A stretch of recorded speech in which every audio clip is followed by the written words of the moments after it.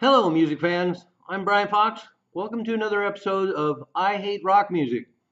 And today we're going to do a band that seems to continue to languish in obscurity. For one reason, their one and only album from 1974, Masters of the Airwaves, um, remains unissued on CD.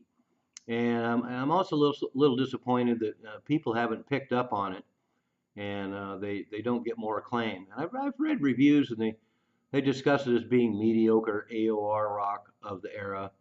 And I'm sorry, I have to disagree. It has a lot of things in common with bands like Kansas, with whom they did a tour with, by the way.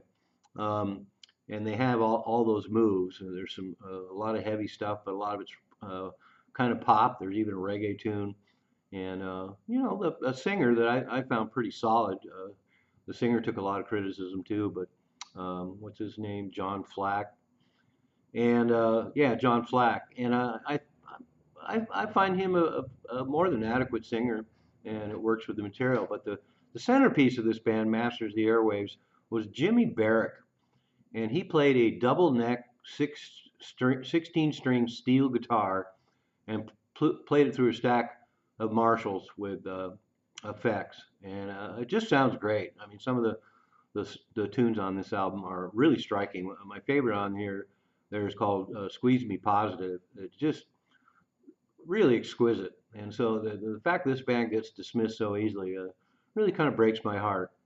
But he got signed to Epic as a solo act because of his striking instrumentation, and then he brought along people that he'd played with before. He had bands called Ace Jet and Heat Ray, and uh, they had members that he brought into Master of the Airwaves, and most notably John Flack. And he was in a fairly notable Oregon-based blues band of that time, early 70s, called Silver Hill. So he got the contract. He brought in the rhythm section from Ace Jet and Heat Ray, and then brought in John Flack from Silver Hill, and went into the studio. And they had big time producers, recorded at the record plant in Sausalito, and some notable production work. So it sounds really good. It's recorded really well, and it also had some involvement with Kim Fowley, which is always a nice addition. You know, you're in for something a little offbeat. Kim Fowley's involved, and I'm sure Kim Fowley championed them as well. But the sales were dismal. Sales were absolutely dismal. And once again, I'm proud to say that when it came out and I heard it, I bought it right away. And it has an awesome cover. This is a CD that I made, and the logo on here is actually a lot smaller on the original album, but it looks pretty catchy. And I thought it was cool, and I bought it, and I loved it. So I'm one of those people that tried to add to making it not so dismal sales, but apparently I failed miserably.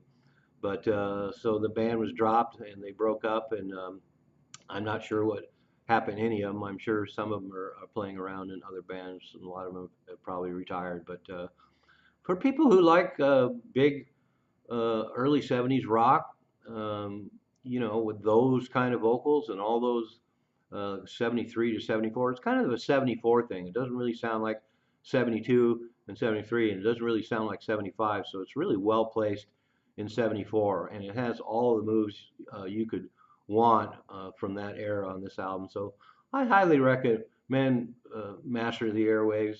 And the fact that it didn't sell well and they're not more of a legend and a lot more people don't know about them is one of the reasons why I hate rock music. But I love Master of the Airwaves. Check them out. I'm Brian Fox.